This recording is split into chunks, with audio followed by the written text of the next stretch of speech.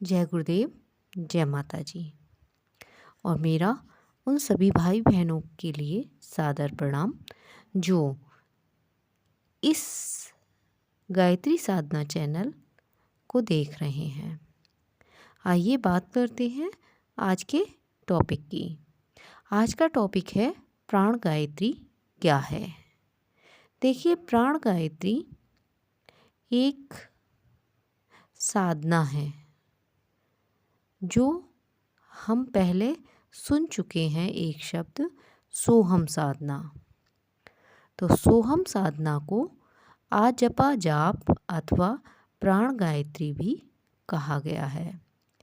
मान्यता है कि श्वास के शरीर में प्रवेश करते समय सा जैसी सांस रुकने से तनिक के ब्राह्म समय में ए जैसी और बाहर निकलते समय हम जैसी अत्यंत सूक्ष्म ध्वनि होती रहती है। इसे श्वास क्रिया पर चिरकाल तक ध्यान केंद्रित करने की साधना द्वारा सूक्ष्म कर्णेंद्रियों द्वारा सुना जा सकता है। चूँकि ध्वनि सूक्ष्म है, स्थूल नहीं, इसीलिए उसे अपने छेद वाले कानों में नहीं, सूक्ष्म शरीर में रहने वाली सूक्ष्म कर्णेंद्रियों द्वारा शब्द तन्मात्रा के रूप में ही सुना जा सकता है। कोई खुले कानों से इन शब्दों को सुनने का प्रयत्न करेगा तो उसे भी सफलता ना मिलेगी। नाद योग में मात्र सूक्ष्म कर्णेंद्रियों द्वारा शंख, घड़ियाल, बादल, झरना, वीणा जैसे कितने ही शब्द सुने जाते हैं, किंतु हंस योग में नासिका एवं कर्णेंद्रियों की समन्वित सूक्ष्म शक्ति का दोहरा लाभ मिलता है। सोहम को अनाहत शब्द कहा गया है। आहत वे हैं जो कहीं चोट लगने से उत्पन्न होते हैं। अनाहत वे हैं जो बिना किसी आघात के उत्पन्न होते हैं। नाद योग में जो दिव्य ध्वनियाँ सुनी जाती हैं उनके बारे में दो मान्यताएं हैं। एक यह है कि प्रकृति के अंतराल सागर में 5 तत्वों और सत रज तम यह 3 गुणों की जो शक्ति या उथल पुथल मस्ती रहती है, यह उनकी प्रतिक्रिया है। दूसरे यह माना जाता है कि शरीर के भीतर जो रक्त संचार, आकुंचन प्रकुंचन, श्वास प्रश्वास जैसी क्रियाएं अनवरत रूप से होती रहती हैं, यह शब्द उन हलचलों से उत्पन्न होते हैं। अस्तु यह आहत है। नादियों को भी कई जगह अनाहत कहा गया है, पर मान्यता यही है कि वे आहत हैं। मुख से जो शब्द उत्पन्न होते हैं वे भी होठ, जीभ, कंठ, तालु आदि अवयवों की मांसपेशियों की उठक पटक से उत्पन्न होते हैं। अस्तु जब भी आहत है, आहत से अनाहत का महत्व अधिक माना गया है। अनाहत ब्रह्म चेतना द्वारा निश्चित और आहत प्रगतिगत हलचलों से उत्पन्न होते हैं। अस्तु उनका महत्व भी ब्रह्म और प्रकृति की तुलना में एक जैसा न्यूनाधिक है। तत्वदर्शियों का मत है कि जीवात्मा के गहन अंतराल में उसकी आत्मबोध प्रज्ञा स्वमेव जगी रहती है और उसी की स्फुरणा से सोहम का आत्मबोध अजपा जाप बनकर स्वसंचालित बना रहता है। संस्कृत भाषा में अहम शब्दों से मिलकर सोहम का आविर्भाव माना जाता है। यहाँ व्याकरण शास्त्र की संधि प्रक्रिया के झंझट में पड़ने की आवश्यकता नहीं। जो सनातन ध्वनियाँ चल रही हैं वे व्याकरण शास्त्र के अनुकूल हैं या नहीं, ये सोचना व्यर्थ है। देखना इतना भर है कि इन सनातन शब्द संचार का क्या भाव बैठता है।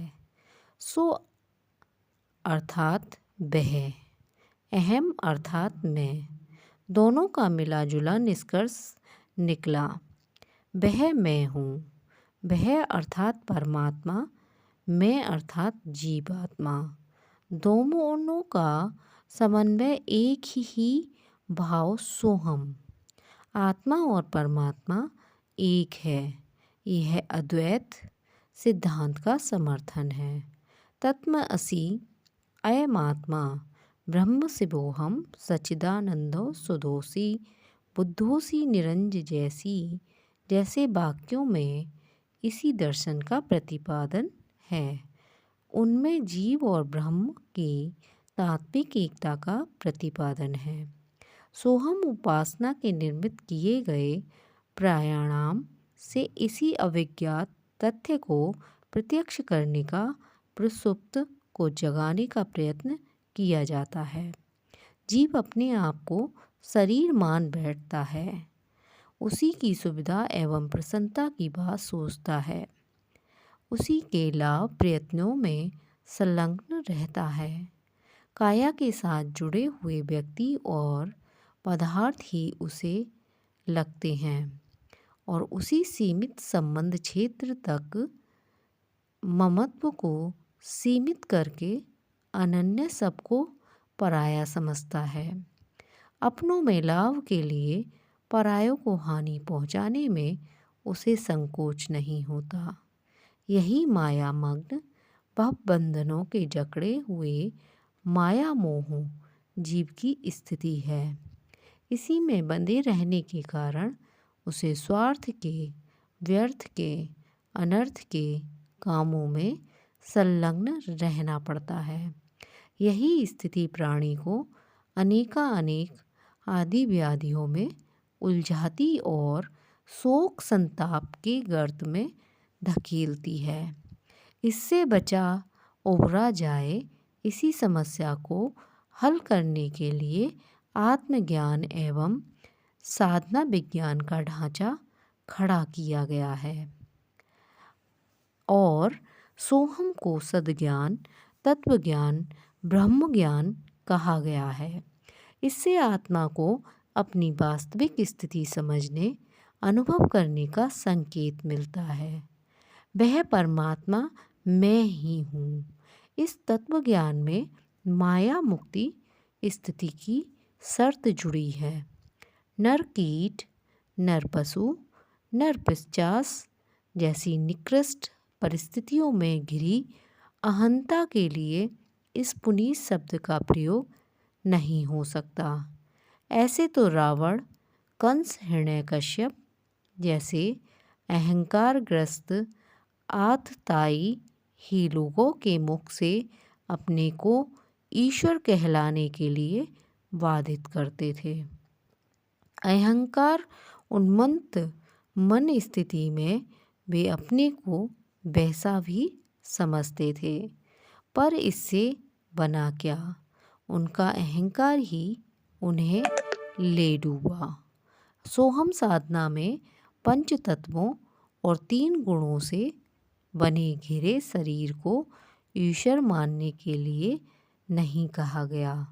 ऐसी मान्यता तो उल्टा अहंकार ही जगा देती है और पतन का कारण बनती है।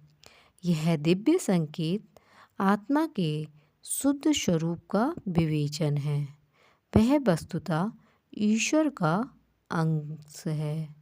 समुद्र और लहरों की, सूर्य और किरणों की, मठाकाश और घटाकाश की, ब्रह्मांड और पिंड की, आग और चिंगारी की उपमा देकर परमात्मा और आत्मा की एकता का प्रतिपादन करते हुए मनीषियों ने यही कहा है कि मल आवरण विक्षेपों से, कषाय कल्मषों से मुक्त हुआ जीव ब्रह्म ही है। इसीलिए जो भी ये जब साधना स्टार्ट करता है तो उसके लिए यह एक ऐसी शक्ति बन जाती है कि वह अपने आप को एकदम खाली खाली महसूस करता है। दोनों की एकता में मात्र अज्ञान का है। यह अज्ञान ही अहंता के रूप में विकसित होता है और संकीर्ण स्वार्थपरता में निमग्न होकर व्यर्थ चिंतन तथा अनर्थ कार्य में निरत रहकर अपनी दुर्गति अपने हाथों आप बनाता है। साधना का उद्देश्य मन क्षेत्र में भरी कुंठाओं के अतिरिक्त और कुछ नहीं है। सर्वोत्तमुखी निर्मलता का आविर्भाव ही ईश्वर प्राप्ति की दिशा में बढ़ने वाला महान प्रयास माना गया है। सोहम साधना की प्रतिक्रिया यही होनी चाहिए। ईश्वर अंश जीव अविनाशी की उक्ति धर्मशास्त्रों में अनेक स्थानों पर लिखी पाई जाती है और अनेक धर्मोपदेशकों द्वारा आए दिन सुनी जाती है। उसे समान बुद्धि जानती और मानती भी है, पर इतने भर से बनता कुछ नहीं। ये मान्यता अंतःकरण के गहनतम स्तर की गहराई पर उतरनी चाहती है। गहन आस्था बनकर प्रतिस्थापित वाली श्रद्धा ही अंतःप्रेरणा बनती है और उसी के धकेले हुए मस्तिष्क तथा शरीर रूपी सेवकों को कार्य संलग्न होना पड़ता है। स्पष्ट है कि जब किन्हीं शब्द विशेषों को बोल देना मात्र नहीं, उसमें वाक शक्ति, चिंतन और तथा प्राण एवं भाव शक्ति का भी प्रयोग करना होता है। इस प्रकार किया हुआ जाप प्राणवान जीवंत जप कहा जाता है।